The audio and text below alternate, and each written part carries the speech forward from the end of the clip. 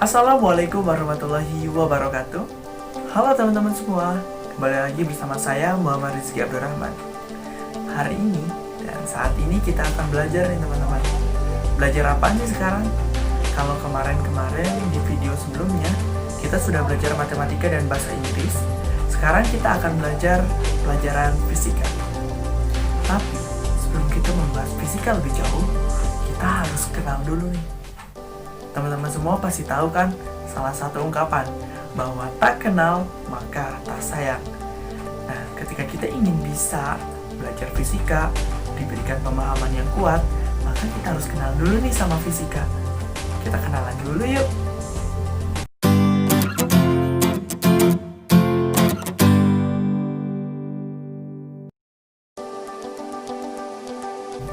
Nah, teman-teman semua, sekarang kita akan membahas apa itu fisika, kemudian tujuan fisika, dan yang terakhir kita akan membahas mengenai metodologi ilmiah.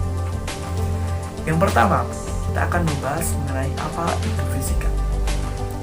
Nah, kalau teman-teman semua ada yang menjawab, misalkan fisika itu adalah ilmu pengetahuan, kemudian fisika itu adalah metodologi, fisika itu adalah membahas mengenai materi, fisika itu membahas mengenai energi listrik, energi kimia, energi lain-lainnya. Itu semua jawabannya adalah benar sekali teman-teman. Nah, bisa kita simpulkan nih dari sini bahwa fisika itu adalah salah satu cabang dari ilmu pengetahuan atau sains. Nah, sebelum kita membahas mendalam, kita harus kenal dulu sains apa itu. Sains itu adalah usaha-usaha untuk menyelidiki, kemudian membuktikan dan meningkatkan pemahaman kita mengenai berbagai bentuk atau berbagai segi kenyataan yang ada di alam semesta ini. Nah, dari sana kita bisa simpulkan apa itu fisika. Fisika adalah salah satu atau cabang dari ilmu pengetahuan atau sains yang membahas mengenai materi, energi, dan interaksi antara mereka. Mereka itu siapa sih di sini? Mereka itu adalah energi dan materi yang tadi sudah saya sebutkan. Contohnya bagaimana interaksi? Nah, contohnya seperti interaksi antara materi dan energi, kemudian interaksi antara materi dengan materi, dan yang terakhir adalah interaksi antara energi dengan energi. Seperti itu teman-teman. Oke teman-teman, selanjutnya tujuan fisika. Tujuan fisika itu apaan sih teman-teman?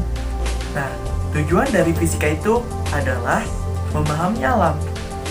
Tentunya adalah alam semesta ini yang menjelaskan mengenai hubungan antara energi dan materi yang biasa dikenal dengan theory of everything, yaitu teori yang menjelaskan hal yang paling kecil sampai hal yang paling besar. Nah, hal yang paling kecil seperti apa sih yang dibahas dalam fisika? Hal yang paling kecil itu seperti yang kita ketahui adalah atom. Itu adalah bagian terkecil dari suatu materi. Dari sana, fisika menjelaskan, kemudian fisika juga menghitung interaksi-interaksi antar atom tersebut. Dan apa yang paling besar? Yang paling besar adalah fisika juga menghitung misalkan rotasi-rotasi yang ada di planet, kemudian membahas mengenai galaksi, dan lain sebagainya teman-teman. Menurut Richard Feynman, bahwa fisika itu adalah ilmu yang sangat fundamental atau sebagai dasar dari ilmu-ilmu lain. Nah, kita juga bisa mengetahuinya nih. Di Indonesia sendiri ada beberapa cabang ilmu pengetahuan yang menyatukan antara ilmu fisika dengan ilmu-ilmu lainnya. Contohnya seperti apa? Seperti biofisika. Itu berarti cabang antara ilmu biologi dan juga fisika disatukan menjadi satu pengetahuan, yaitu ilmu biofisika. Selanjutnya juga ada nih hubungan antara ilmu ekonomi dengan ilmu fisika, dan mungkin masih banyak lagi sih ilmu-ilmu lainnya yang membahas atau menyangkut pautkan dengan pelajaran fisika. Jadi itu sangat berhubungan nih dengan segala bentuk ilmu-ilmu yang lainnya. Nah, ini alasan mengapa ilmu fisika disebut dengan ilmu yang fundamental atau dasar dari ilmu lain. Seperti itu teman-teman. Nah teman-teman semua, sekarang apa sih hakikat dari ilmu fisika itu? Jadi, hakikat dari ilmu fisika adalah yang pertama sebagai produk, yang kedua sebagai sikap, dan yang ketiga sebagai proses. Nah, apa sih hakikat fisika sebagai produk? Dalam mempelajari fisika, kita akan mendapatkan konsep, kita akan mendapatkan fakta dari berbagai pertanyaan yang akan kita ajukan. Kemudian kita juga akan mendapat rumusan, kemudian hukum, teori, dan model. Dan hakikat fisika yang kedua adalah fisika sebagai sikap. Nah, teman-teman semua, di dalam mempelajari fisika atau melakukan eksperimen-eksperimen fisika, tentunya kita akan dituntut mempunyai beberapa sikap nih yang nantinya akan melekat di dalam diri kita. Sikap yang pertama seperti rasa ingin tahu yang tinggi, dan yang kedua seperti jujur, objektif, disiplin, dan sikap-sikap lainnya. Dan itulah yang akan menjadi manfaat untuk kita. Nanti kita akan terbiasa untuk menggunakan sifat-sifat baik itu. Dan yang terakhir, hakikat dari fisika itu adalah fisika sebagai proses. Seperti yang tadi kita ketahui, dalam mempelajari fisika atau menemukan fakta-fakta yang ingin kita cari, kita harus melalui beberapa proses. Nah, proses itu biasanya disebut dengan langkah-langkah nih, untuk menemukan fakta, untuk menentukan hipotesis, dan untuk menarik kesimpulan. Oke teman-teman semua, sekarang kita akan membahas yang terakhir nih, yaitu mengenai metodologi ilmiah. Ada yang tahu apa aja sih metodologi ilmiah? Nah, sebelum kita melanjutkan ke langkah-langkahnya, kita harus tahu dulu nih, apa itu metodologi ilmiah.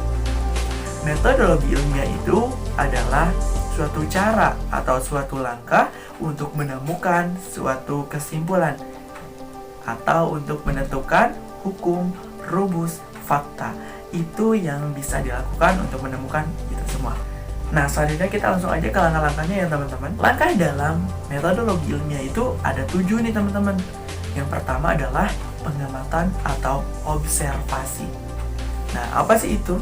Jadi, sebelum kita melakukan atau ingin mengetahui fakta-fakta dari suatu peristiwa atau interaksi-interaksi antara materi, energi, dan lain-lain, kita harus mengobservasi dulu. Kita harus mengamati terlebih dahulu. Contohnya seperti apa?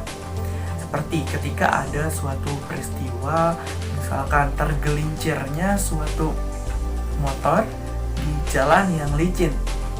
Itu kita harus mengamati dulu kan, sebelum kita menarik kesimpulan dan lain-lainnya, agar kita dapat sinkron dengan metodologi ilmiah yang kedua nih, yaitu merumuskan masalah.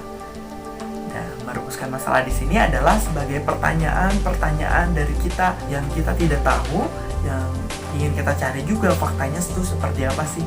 Nah, seperti tadi kan, kalau misalkan tergelincirnya motor di jalan yang licin, itu akibatnya bakalan apaan sih? Terus apa sih yang menyebabkan tergelincirnya motor tersebut? Dan pertanyaan-pertanyaan lainnya ya teman-teman. Nah, itu udah ada 2 langkah nih teman-teman. Sekarang berarti ada 5 langkah lagi ya. Dan kita akan masuk ke langkah yang ketiga. Yang ketiga itu adalah mengumpulkan data. Mengumpulkan data ini biasa disebut dengan rumusan atau merumuskan teori-teori. Kita bisa mencarinya dari berbagai sumber, seperti dari internet, website, ataupun apapun itu. Kemudian bisa melalui buku, dan yang terakhir kita bisa juga melalui wawancara kepada para ahlinya nih. Nah, untuk langkah selanjutnya adalah hipotesis.